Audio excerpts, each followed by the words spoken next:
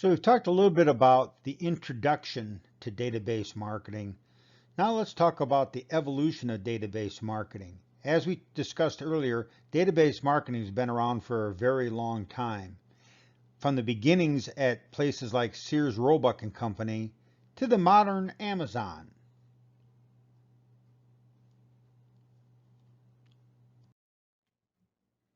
Two recent factors have made this approach to personalized marketing more practical to implement. First, there are vast quantities of data are now available and are typically collected by companies that otherwise were unavailable. This is mostly due to the fact that much of our commerce has been shifted to online. But even if you just go to a store and buy something, the store will build a database based on your credit card information. Powerful new technologies that allow companies to store and analyze their customer data are also now available. So this has to do with both hardware and software. Of course, from a hardware perspective, storage is virtually free. How would you like to be in the storage business?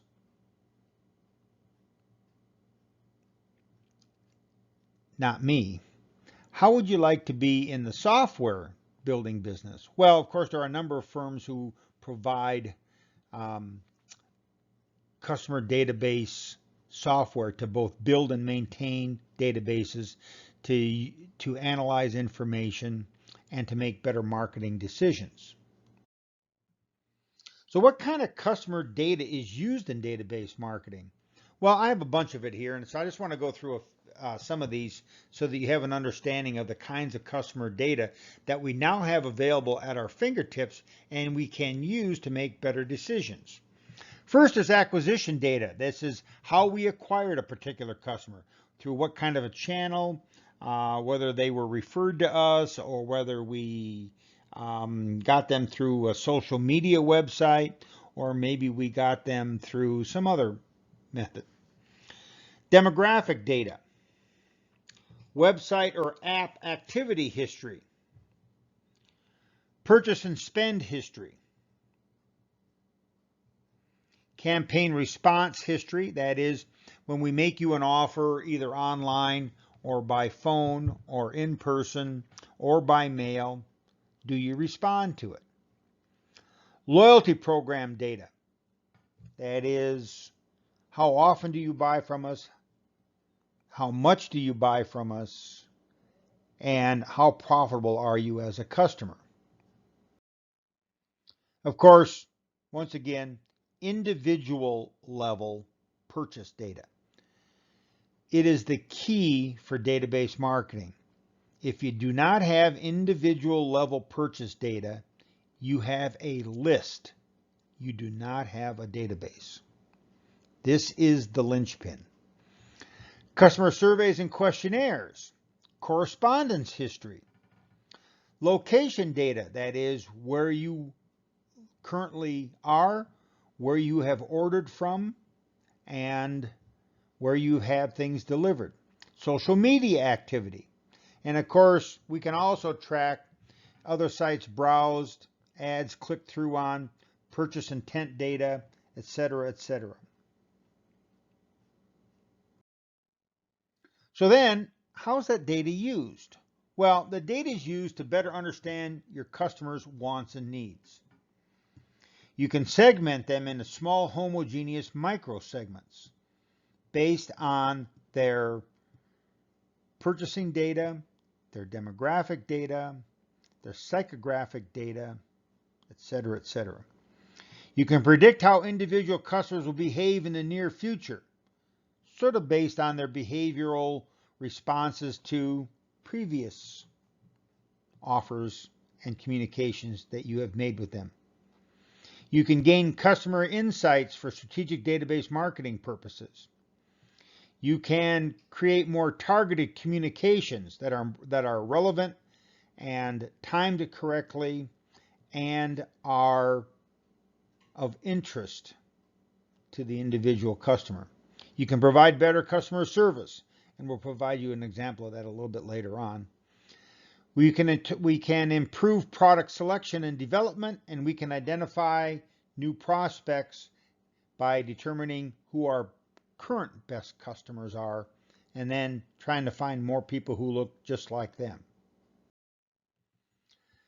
Well, the big challenges in database marketing are fourfold. First, we have to get data, then we have to store that data, and then we have to analyze that data, and then we need to be able to take that data and make smart decisions with it.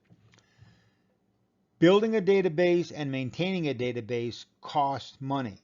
So we need to make sure that when we implement a database and create a database marketing environment, that we use that database in a way that increases our revenues and profitability by more than it costs to build and maintain that database.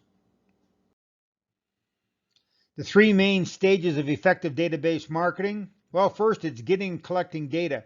And this is crucial. That is, we have to make sure that we have the ability to get and collect data. Think about someone like Amazon. Well, it's fairly easy for them to collect data on you. Think about Shopify, or think about Etsy. Well, okay, that's fine. Well, how about the corner grocery store, or the local auto mechanic, or even the local oil change shop? How easy is it for them to collect data? You have to take that data and turn it into information, and then turn that information into knowledge.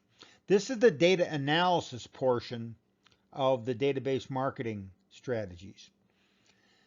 This is much more difficult than it first appears, and most firms are not very good at this. Most people have not been trained in this, and so their ability to take information and turn it into knowledge is in need of additional training. Developing and evolving database-driven strategies based on the knowledge you gained from the data you collected, and then executing that strategy with specific actions. So we have to get data, we have to turn that data into information, we have to turn that information into knowledge, and we have to turn that knowledge into strategic decisions that move the organization forward. The benefits of database marketing, and we'll talk about more benefits later on in a separate slideshow. It gives us a better understanding of our customers. It improves the effectiveness and efficiency of our marketing communications. It should help us improve product development, and if you're a retailer, product selection and mix. It should improve profitability, and it should increase sales.